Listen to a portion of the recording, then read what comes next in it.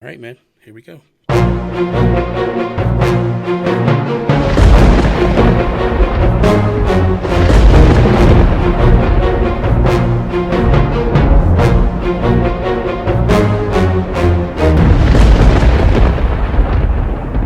Ladies, gentlemen, boys and girls, children of all ages, welcome to episode 110 of Nintendo Talk. I am Bobby, the Nintendo Guru, joined by the most handsome man in all the land, Mr. Patrick McNamara, Mr. NintenTalk himself. What is up, dude? What is up, man? Good to be back. Yeah, man. Well, after a little break. Why was that? We didn't take a break. Okay, so I want to explain to people what happened. And my fingers are crossed that it doesn't happen again this week. But about 45 minutes into recording last week, my computer completely just locked up, shut down. We lost the entire recording. Absolutely frustrating. And so out of frustration, we just shut it down. We didn't do anything last week. Very disappointing, honestly, if I'm being honest. Just really disheartening to not have an episode. You guys episode. will never know what topics were mentioned. The crazy thing is I felt like we had some good discussions. It was a good show. And this week, this week is, and it's always a good show to lose. This week, I mean, the topics are not even the same. We went totally different topics this week. So I think because the whole reason we didn't re-record the show was at that point, it's like, well, what's the point? What's the point of I know Bobby's ideas. He knows mine. That's part of the whole idea behind the show is it's a candid, casual conversation. And you're not sure what's happening, essentially. Yeah. Like, you're not sure what the other one's going to say. So, anyway, Patrick, you want to say yes, Bobby? Yes, Bobby. Yes, Bobby. Let's kick this episode off like we do each and every episode with our Geek Outs. Shout-outs, yes. So, oh, God. Don't start that. My Geek Out is something big that happened over our little break. And that was the Pokemon Direct. I honestly was really surprised and impressed by what Pokemon Company had to show us. I didn't watch it live. I heard it cut off at a weird point. Yeah. Because you know what happened? Real quickly. It was weird. It looped at one point. Oh, okay. It looped and repeated a segment of the Direct completely over, and then it shut off. As long as that loop was, it cut the show off that early.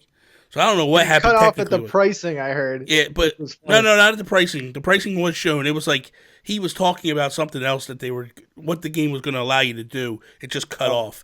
But regardless, if you went back and watched the video immediately after, you saw the whole thing. Yeah, so I mean, I watched the Nintendo re-upload, so I saw the whole thing, but I was impressed, and honestly, it hit all the marks that I wanted it to. Like, it showed off a new game, which, to be fair, is like a remake, but the art style is great.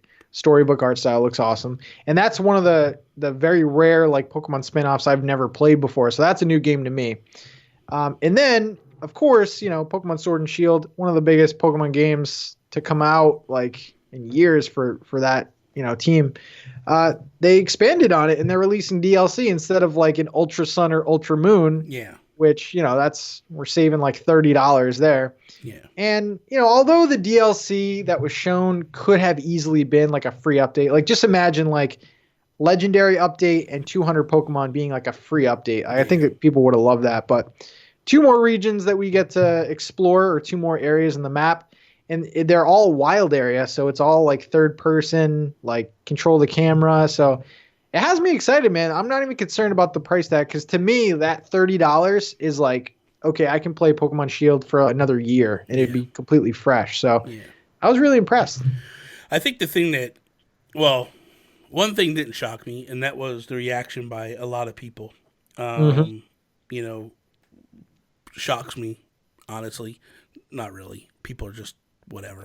But I think the thing that, for me, the takeaway was typically this time of year, what we would have gotten was, hey, man, here is your Ultra whatever. Yeah. You're going to get it in the fall. It's going to be a brand new Pokemon game. It's going to launch in the fall, and then boom, go from there. This is basically eliminating that. This is what, from my understanding, and a lot of people that are really true Pokemon fans, what they're taking from this is they wish they'd have done this years ago. Mm-hmm. Like they would have taken this approach where it's more or less like, here you go, here's what we're doing, we're moving along, and blah blah blah, and then like go. And I'm excited about it. Like for me personally, I think like the other thing too, I like what they're doing is and I love the fact that like all that leaked information was actually future iterations. Yeah. Like when they were going like, oh, here's Bulbasaur, and like people are like, well, where's he at? He's not in the game. Why he's not in the game? And he is in the game. It's just they're actually doing it slow progression, which I like. It's like you think about it, right? If you're a true Pokemon fan, right, and you've been watching the cartoons, you're doing dude, not every Pokemon shows up in every region. Yep. You have each Pokemon has different regions, and it makes no difference that like here is the Galar region, and if you go just a little bit further, you'll get a bunch of different Pokemon that are water types and things like that, and then you go over here when the next version comes out after that, and that's another little mini region. Like, let's be honest, they could literally take this game and with expansion packs work right up until the next game. Like, we could get 2 to 3 more expansions next year with all new Pokemon added to it. Yeah. And a whole new region. Here's the conspiracy, though. I want your opinion on this. Mm-hmm. Did they purposely hold back because they wanted to like rush this game out and they were thinking of future DLC? Or did they just completely like, oh crap, we should probably listen to fans, like they're kind of upset? I think it was, this is my belief. I think that they built the game as they did, and this was a game plan from the beginning. We're gonna put the base game out. This is the base game. This is what we're gonna do. Because let's be honest, how do you do all that work in this short amount of time? Yeah. It's not even gonna be a year. It's like 6 months later, and here's a full expansion. They're not gonna delay it either. This is a holiday game written all over it. Like, so I think personally that this was, let's get out what we have. We're gonna hit our deadline. We're going to cut things, obviously, that we don't necessarily want to cut, but we're going to cut them anyway. Yep. And then once we're done, we're going to go back into the drawing board, and here's new stuff here, and then here's new stuff here. Like, ultimately, it's no different than Breath of the Wild, right? So Breath of the Wild, in order to hit the release date, the release window, they had already delayed the game a couple times. Mm-hmm. That first portion of the expansion pack that we got from Breath of the Wild, that was all stuff that was supposed to be in the original game. And Nintendo came out and said that. Like, this was all supposed to be an original, but we just wouldn't hit our deadline. Yeah. That game could not afford another delay. So it's no different. It's no different that, it is what it is. You know what I mean? So I think they kind of held back, but I also felt like they needed to a little bit. Mm-hmm. So. You're getting the DLC? Yeah, I'm going to get it because I enjoyed my time. I haven't completed the Pokedex. Yep. So I think that what I'm going to do over the next, couple of months until Animal Crossing hits is I'll try to complete the Pokedex. Mm-hmm. And then when that game comes out, it'll give me a little break between Animal Crossing, like, to stream something different. I'll stream that stuff and like going out and doing raids with people, and because I love the raid aspect. Like I think it's cool. We streamed the raid a lot. Like it was just stuff that we did, and it was so much fun. Yeah. So the internet's kind of spotty. Like I was doing it with Nintendo Ninja News, little Chris, and it was a little spotty. I mean, yeah, he's in Australia, so maybe that's why. But it was a little spotty when we were connecting for raids. Yeah, I had no problems with raids. We were banging them out, no problem when we did them. But myself, I am geeking out about last night. So last night I did a birthday stream. And man, it absolutely turned into a crazy, just madness. I was about an hour, 2 hours in. I had about 30 people there all night long, right? About an hour in, 2 hours, probably about 2 hours closer. Miss Click comes in with a 99-person raid and completely overwhelms everything.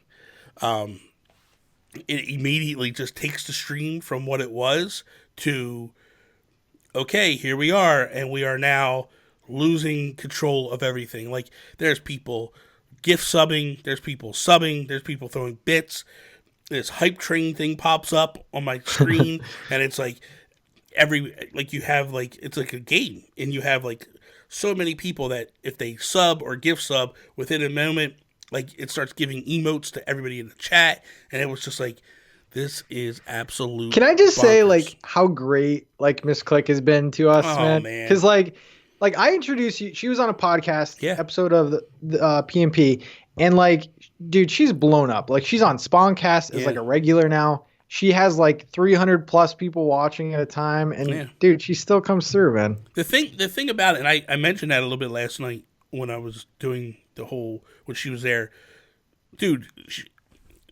She has no business in the world slumming it with us. Exactly, man. Like when she came, but this is the true testament of the person she is. This is why I want to say this.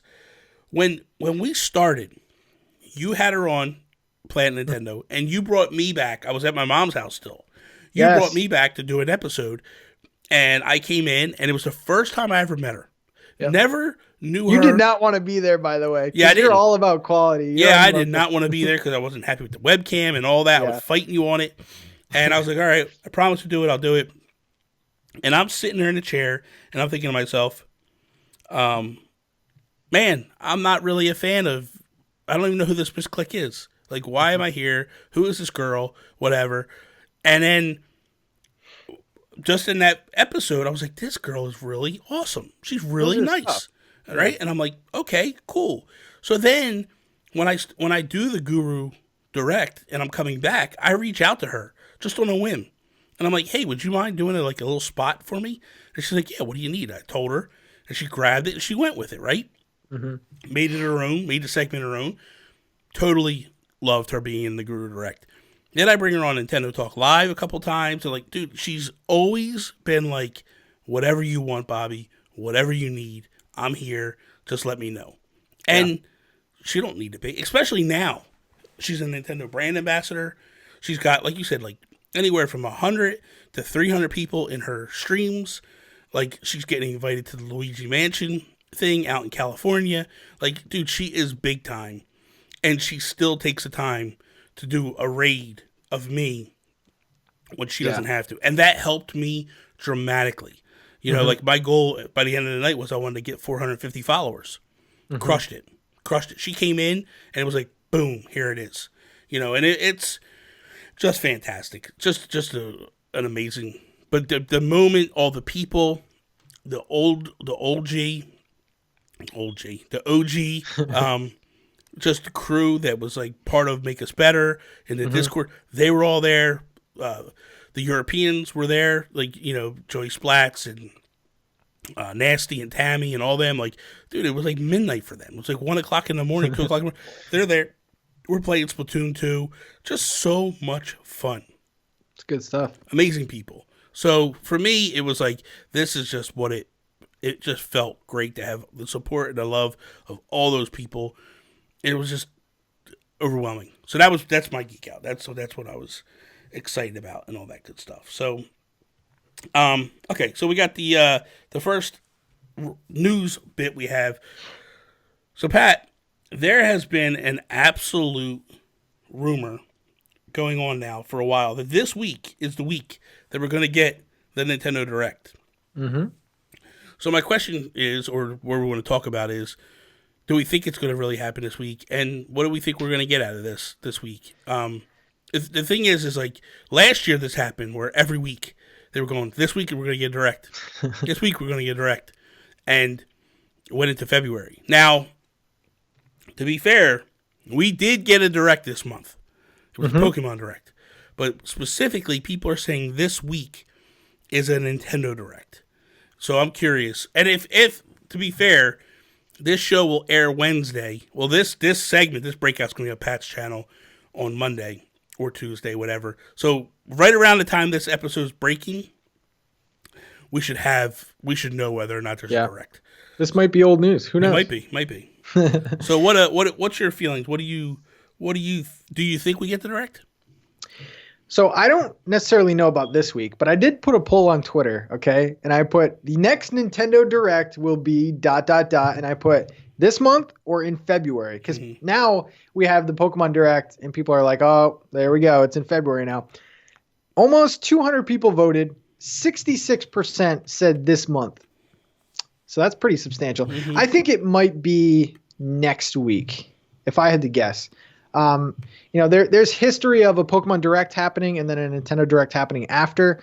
However, that's kind of skewed because a lot of it is like E3 related. So it's like, of course, there's going to be a Nintendo Direct because it's an E3 presentation. So I think it would be very nice if it happened. I can't say definitively if it's going to happen or not, but I would love to know what is going on this year. I think a lot of people, that's the big curiosity is because like we don't have a lot of stuff confirmed. Like Animal Crossing is going to be the big thing. Pokemon Mystery Dungeon. Tokyo Mirage Session. Tokyo Mirage Sessions, yep. But if you're looking at like a big game, it's not going to happen.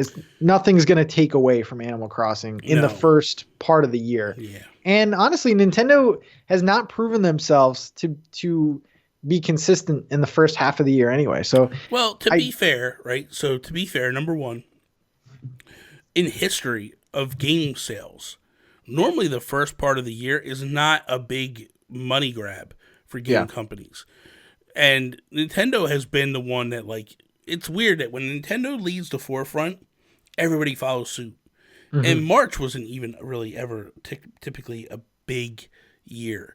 But essentially what happened was you sat there, you had what was happening, and then slowly but surely you had a situation where Nintendo launches in March. Now everybody's launching in March. Yeah. Like, everybody's launching in March now. And look, March 20th is like Doom, and all these games are coming out the same day, or either the 20th or 21st. They're all coming the same day. It's nuts right now. Yeah. So I believe that Nintendo really, in the grand scope, in the grand scheme of things, like, you have Tokyo Mirage Sessions that's launching, this week, right? Yeah. And then I don't think they'll hit anything in February. I don't think we'll have a major game come out in February. Then I believe March is Animal Crossing. And what I would think what they're probably going to do is they're going to do a direct. I don't think it'll be a massive 30 to 40 minute direct. I think it'll be a smaller, bite-sized direct. They might showcase more indies in that direct as well. But I know they typically like to try to do other stuff. It'll probably end on a big surprise, something we didn't see coming. Obviously, that's notorious in Nintendo Directs. But I think they're just going to do a little bite-sized direct because I believe in February they're going to do an Animal Crossing direct. And I think they're going to show off a lot of the new stuff that's happening with Animal Crossing that we don't necessarily know about. Yeah. Just because I feel like they have the opportunity to get the old school fans in, but they're going to want to teach new people as well. So I think it's a double-edged sword that they're going to be able to swing and do some damage. Yeah, what was that? A couple of years ago, we had like a mini direct. I think that's a possibility. Show off like some minor games, some like older ports coming. The Emily Rogers rumor about the 2 Wii U ports, and now it's coming out that it might be Pikmin 3. So it's like that could be shown. But I do agree, Animal Crossing Direct. So do they even have a Nintendo Direct, or do they just go right to Animal Crossing? It could be possible. They like to do things differently. They definitely like to do things differently, and especially when the internet is predicting and guaranteeing things, they tend to back off. Like last year, last year, for those that don't remember, all YouTubers, not all, because I was the whole time going like, this ain't going to happen, this ain't going to happen.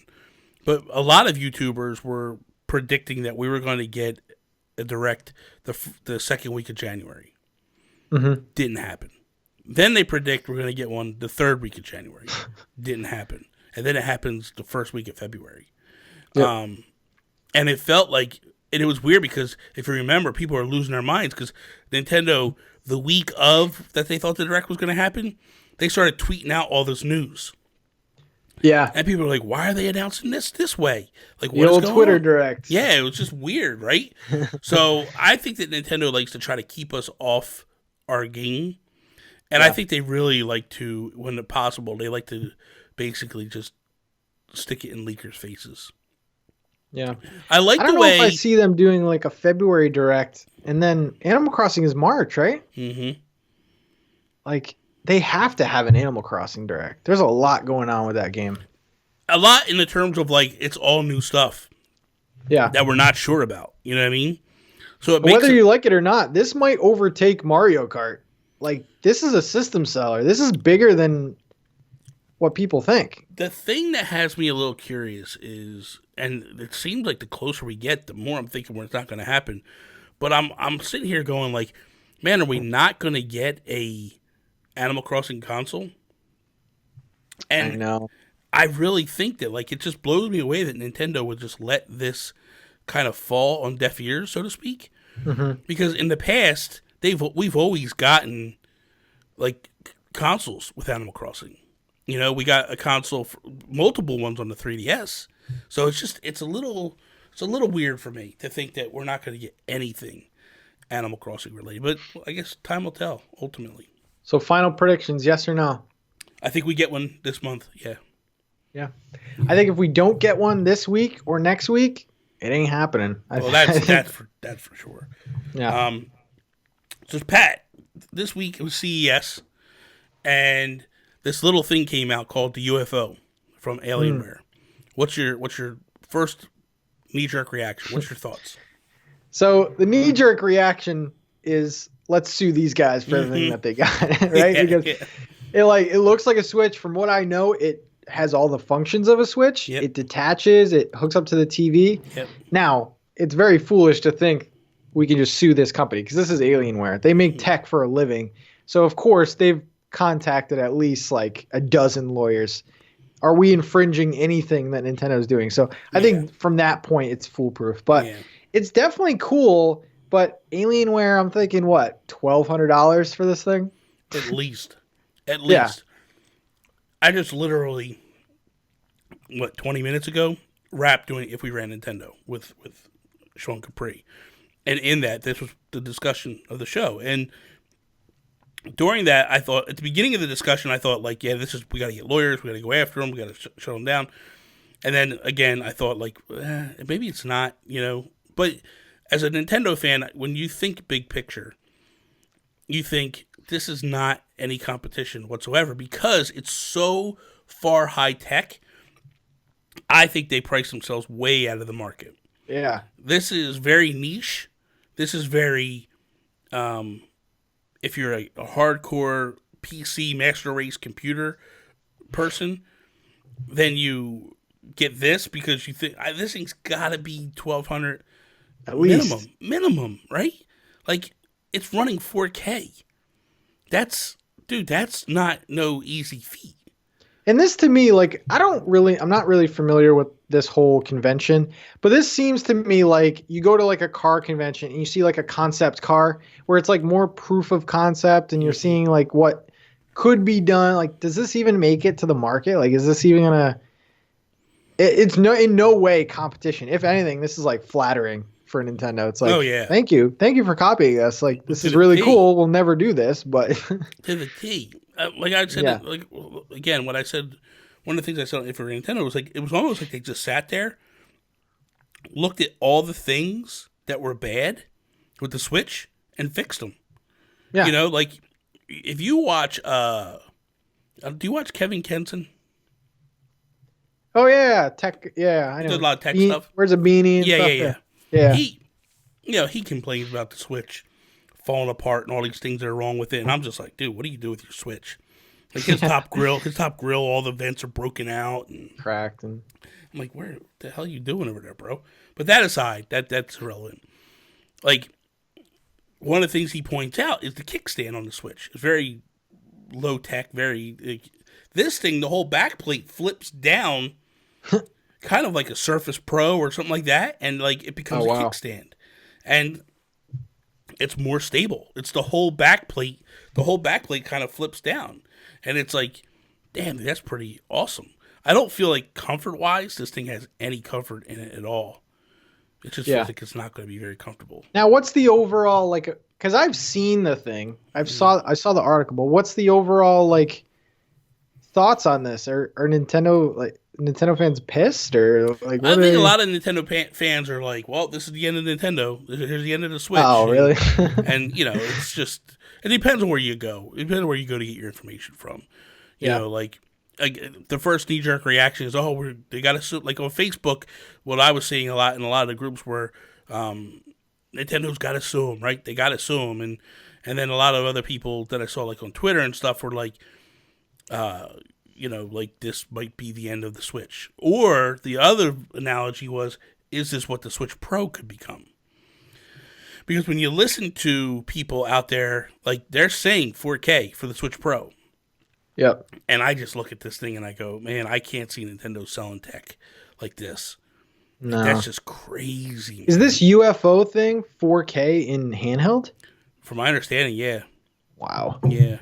Wow. It might be 1080 handheld, but my understanding is the only specs that I saw was 4K. Yeah. So that's just madness. It's cool. I mean, maybe Nintendo's taking some notes, but I don't think it's at all threatening. No, not at all. Not at all. So, okay, my topic for this week is with the rumors of 2 Wii U games coming to the Switch this year. Is this the last Is this the last we see of Wii U ports coming to the Switch? So we know the Tokyo Mirage Sessions is coming, right? But this rumor from Emily Rogers is 2 above that, right? So she's not even including that one in particular. Yeah. Beyond that, what other realistic games could be ported over from the Switch? I mean, in my eyes, you have 3D World. Mm-hmm. You have Pikmin 3.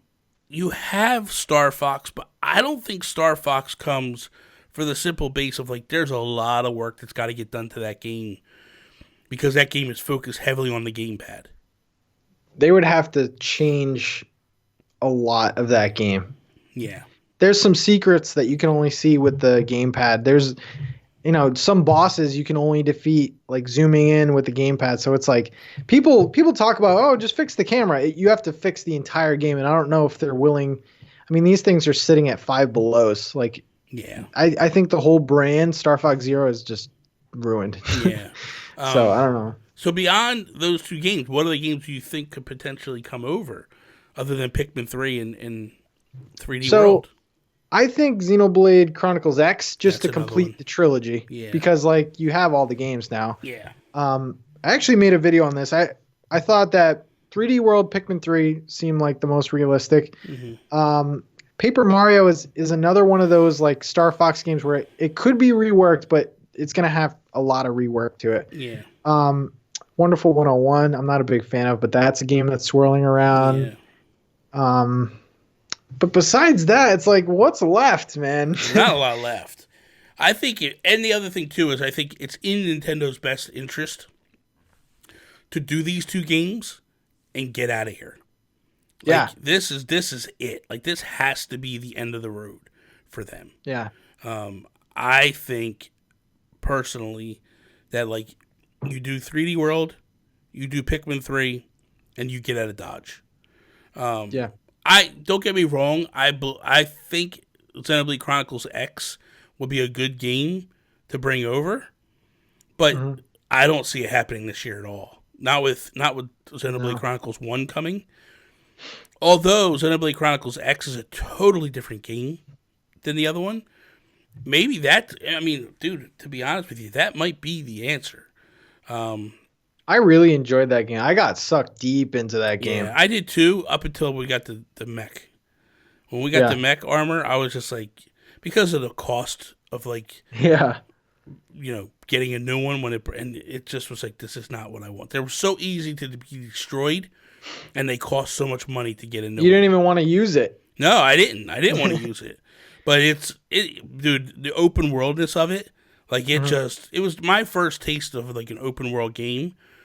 Because like I never played stuff on PS3 and all that stuff, an open world game. So it was my first take of here we go. Here's open world game, and I loved it. I absolutely loved it, and I loved going in and open up the map and finding all the points that you could go and It's just good. It's good.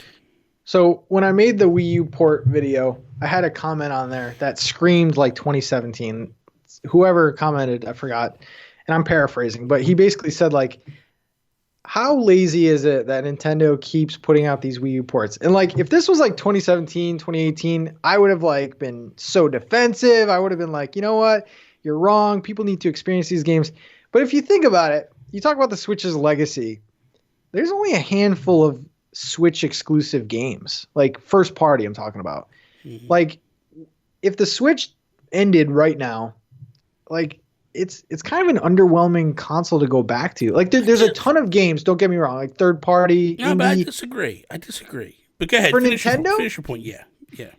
Because like when I look back at the GameCube or something like that, like you had a bunch of new IPs, you had a bunch of like Nintendo just taking chances. And then this, you have Breath of the Wild, which is on multiple consoles. Mm-hmm. Mario Odyssey, which was I think it's great. I think it's fantastic. Yeah. ARMS took a chance there. Splatoon 2, Mario Maker, those are kind of like extended versions of Wii U games. Yeah. So it's like I would love Nintendo to bring out these ports, like you said, get it over with. You have Luigi's Mansion, right? Yeah. It's brand new, ground up, built for the Switch. You have the new Pokemon game. You have a new Fire Emblem game. You have Fire Emblem Warriors. Like there are a lot of games on the Switch that, in my opinion, are now at this point Switch exclusives. I don't necessarily mind the ports when they're done properly, so they're not very massively cost effective. Or what I feel like they made a mistake was I would not have released Captain Toad when they did. They should have bundled Captain Toad with 3D World, done a double pack, and then launched that as a full $60 full budget game. They didn't do that. I think 3D World makes the most absolute sense. Yeah. Simply because of the fact that you don't have a Mario game on the horizons. And Mario is their bread and butter. Or do you? Well, I mean, you might, but I don't really see it. I don't see it. Yeah. But then again, they've done stuff where they pull stuff out the hat, and you're just like, wow. And I do know that Miyamoto is against porting games, Mario games. He hates it. He doesn't like remasters. He doesn't like any of that stuff. He wants new experiences. He feels that if you're going to put the team out to remaster something, you might as well have them just start from the ground up. The port that surprised me was New Super Mario Bros. U. Yeah, that shocked me. That was real. Like even the name and like just they didn't add a lot to it and it was full price. That was the one, like Donkey Kong, fantastic. Put that out everywhere. But like, yeah, that's the one that really, like, really?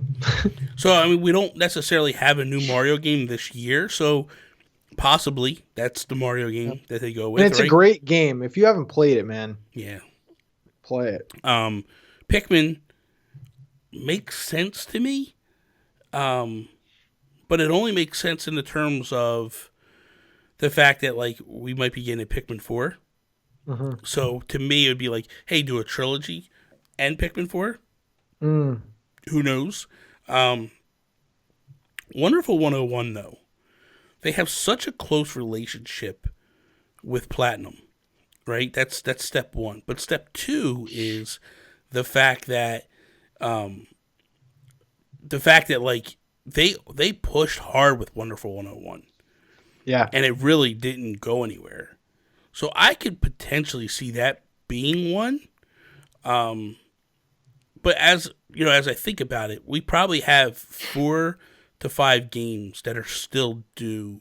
I think they basically want to take all those games that scored really high on the Metacritic and bring them over. Yeah. 3D World scored through the roof. Pikmin 3 scored through the roof. Xenoblade Chronicles X, I don't think it scored through the roof, but a lot of people loved it. Yeah. And I think that's a very Switch type game. Wonderful 101, the people that played it loved it. I wasn't a fan of it personally. I didn't really like it. I also wonder if we saw Zombie U come over. That might be something as well from Ubisoft. And Wonderful 101, is that going to be like, oh man, what was that game? That DS port that came over. But is that going to be like handheld only? Because you have to like draw on the tablet? Like, I don't know. Who knows? Who knows? Yeah. It's tough. It's hard to say exactly what their game plans are with all of this. But I could see Nintendo doing 2 games this year and potentially another 2 next year. Because at the end of the day, for you and I, it's not the best. You know, in terms of, it's not the best answer for you and I, because you and I supported the Wii U. You and I played a lot of games on the Wii U. We were tried and true Nintendo fans. And so for us, when we get reboots or ports, it's not the most exciting thing for us. But I think in the minds of, like, I remember when Tropical Freeze was announced and all these games were announced that were ports, Nintendo fans were like, this is stupid, this makes no sense. And then the games are selling more copies on the Switch than they did on the Wii U. And it's like, man, that's why they did it. Low cost, because the game's already developed, high reward. You know, so I don't know. What do you so your final answer, do you think this is the final 2 games we get, or do you think there's more? No, I think Xenoblade Chronicles X is the one like sleeper I think could come out in like a year or 2. Okay. Because I think they're gonna put all the Xenoblade games on this console. So I think the 2 that we get, if I was a betting man, would be 3D Worlds, and I guess Pikmin 3. Pikmin 3 doesn't excite. I wouldn't buy it again, just because like I feel like the Wii U is like playing that on the tablet really great. Like it's that like showcased the Wii U so well, and like maybe if it, like you were saying, trilogy, I'm all on board. Like I'll do it. Yeah. But I don't know if I buy that game full price. Okay, real quick before we change subject here. So I bought that 8BitDo dongle, right? And it basically allows you to attach Bluetooth controllers to the Switch. And it's a USB hub, basically. You plug it into the USB port, and you can actually play. So the reason why I got it was I was talking to Joel Brooks and Tony Baker, and they both have it, and they were saying how they use their Wii U Pro controllers on the Switch. And my first reaction was like, well, why would you do that? It makes no sense. And they were like, dude, the D-pad is perfect. And I was like, dude, it is, right? Then I started to think, man, could Nintendo put out something like that and bundle it with the gamepad? Oh my god. And then allow you to play gamepad games on the Switch. So then when you look at it, you go like, Wonderful 101, no brainer. You know, Pikmin 3, no brainer. Star Fox Zero, no brainer. Game and Wario, I loved. Thought that was great. Like, could they actually make that a thing? I'm curious. I don't know. Yeah. I don't know. It's interesting to think about, though. Better idea than Labo. So. Oh, you're such a jerk. All right. So go ahead, Pat. Your last topic, or your topic for this week is what? Yes. So keeping on the looking ahead in the future theme, Nintendo basically came out and said, we want to make a Zelda game every year. We want to put out some type of Zelda property every year. And they've stayed true to that. Hyrule, whether it's like Breath of the Wild, Hyrule Warriors, Link's Awakening last year.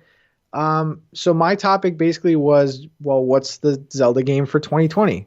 Now, we have the teaser, whatever you want to call, of Breath of the Wild 2. And people are kind of mixed on that because Breath of the Wild 2 started out as more Breath of the Wild DLC. So, like, how far along is that? But on the other hand, was Nintendo just putting out something because they really didn't have the big, like, end of the direct type announcement? So, yeah, what's the 2020 Zelda game?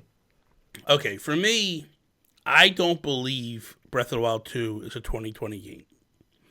I think Breath of the Wild 2 gets bundled along with Switch Pro, Switch 2, whatever it is, to help push that console along. That's number one. Number two is there was a rumor last year about A Link to the Past remaster. So my mind thinks two things. One, Link to the Past. Two, Emily Rogers said there was 2 Wii U ports coming to the Switch. And could it be Wind Waker and Twilight Princess HD? So, Please bundle them, by the way. oh man, dude, I mean, whew, And then Skyward Sword. That was a big rumor last year. that was a huge rumor last year. Skyward Sword was coming. Man, I could totally see Nintendo double packing Wind Waker and Twilight Princess and just going like, here they are.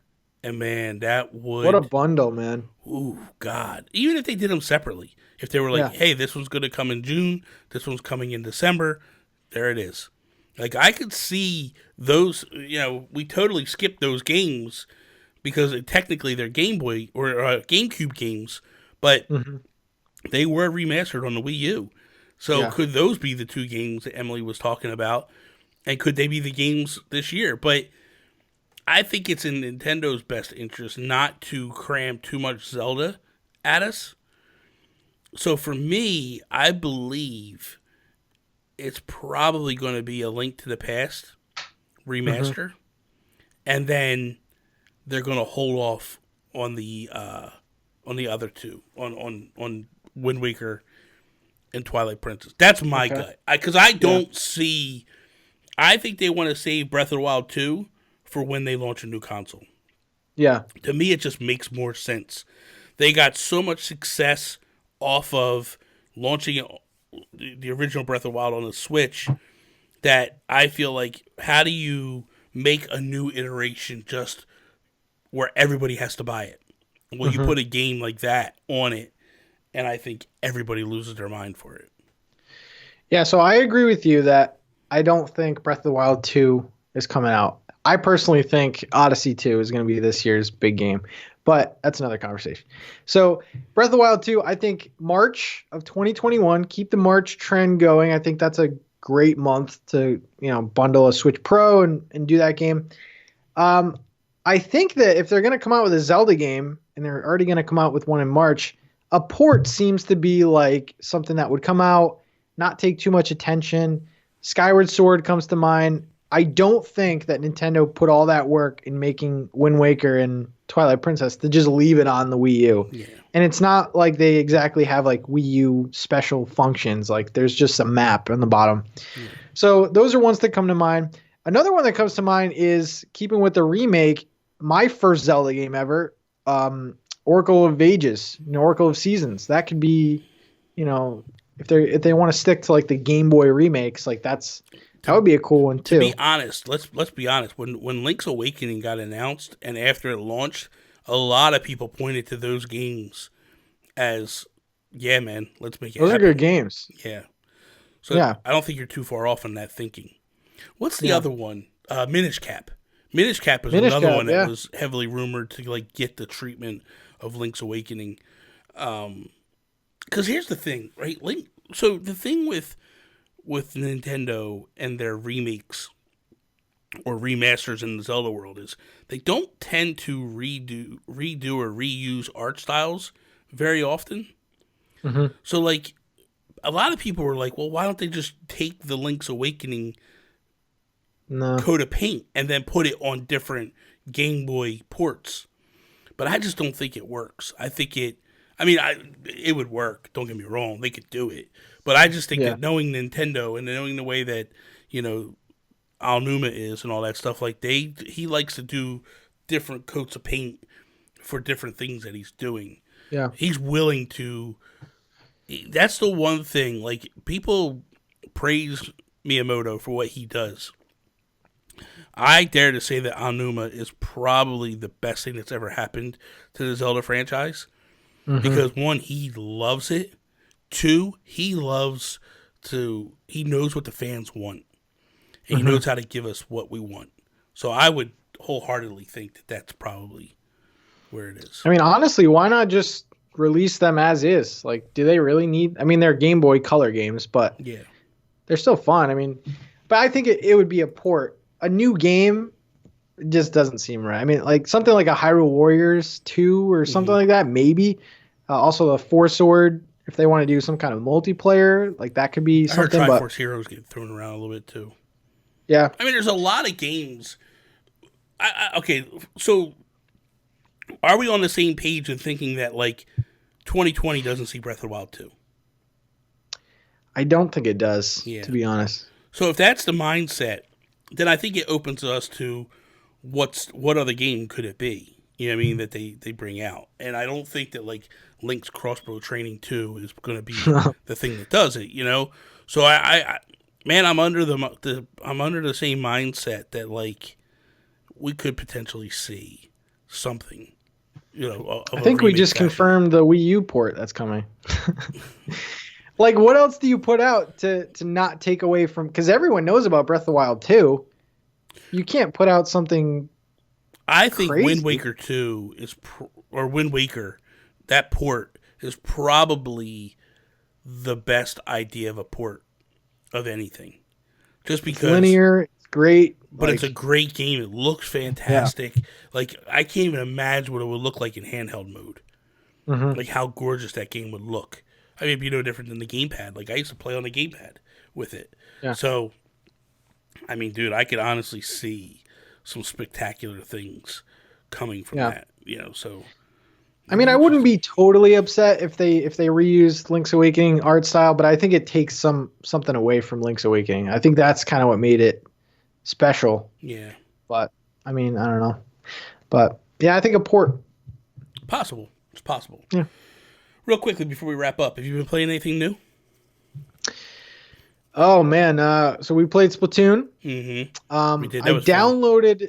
That was so fun. I downloaded the Mystery Dungeon demo. Did not play it. Played a few raids in Pokemon Shield. I finished that game. Played a few raids and got the new Slowpoke. Oh, did you? Came out. Yeah. How tough was he to catch? He was easy. Yeah. Yeah. I think Ultra Ball. I gotta go get him. Yeah. I didn't get him. But there are actually some games I'm looking forward to this month. Skellboy releases. Mm-hmm. That was one for Braz. They're making another game. I already played this game at PAX East, so that's cool. And then I don't know, when is that new Yacht Club game releasing? It's like a ninja. Oh, I think that's a little bit ways off yet. I think they're still working on it. So after talking last week, I started playing Super Blood Hockey. That game is so good, dude. I can't score. I can't score to save my life, but they block everything I shoot. But it's good, dude. I gotta figure out the trick on how to score because I'm not that good at scoring. But it's good, man. It's really it's so good. I haven't played yet, but I bought yesterday Hotline Miami collection, and I bought Shakedown Hawaii. So I bought both. That physical. You bought that physical? I bought both of those. I'm going to jump in and start playing them this week. I've been playing a lot of Rocket League this week.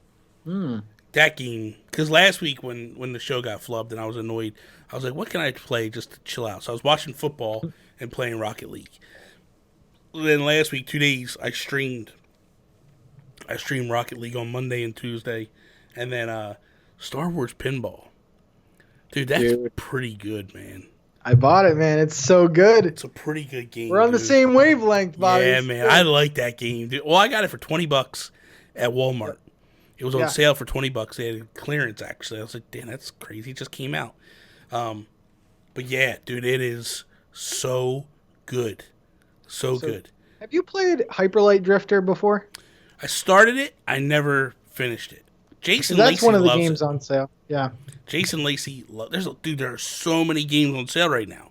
I literally yesterday just started clicking through. That's why I bought the Hotline games. Yeah. Because I was like, you know what? I never played them. They're supposed to be like old GTA, like top down, like GTA whatever. That was on the, I think it was on the Wii or whatever. And I think they're on the DS a couple times and stuff. But like, so I was like, you know what? I'm going to check these out. So I bought those. So many games on sale. It is crazy. I've never, dude, it's so hard. You know, we talked about it last week, the show that nobody will ever know. But one of the things we talked about was pricing on the Switch and the games and how they're just all out of line, out of alignment and stuff. And it's like how brand new games are going right to sale right away. And dude, they need to do something with, like, there's so many games on there that are like $1.99, a penny. 10 cents. And I'm like, do I buy them or no? And I'm like, Yeah. no, I'm not going to mess with it. I mean, because I think last week I had bought like $150 in eShop credit just to put away, just in case something came that I wanted to buy. Yeah. And, man, just not good. It makes me not want to, because I'm a physical collector for now. Like, I'll always buy first-party Nintendo games physically.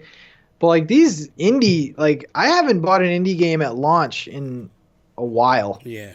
It's been a while. I also want to mention, we said it on the last episode, but it's gone forever. Shout out to Mike Matei, man. Oh, yeah, because, like, I feel like we need to bring that up again because we made a video responding to his tweet. Completely blew up overnight. Like, I think it's at, like, 9,000 views right now. Yeah.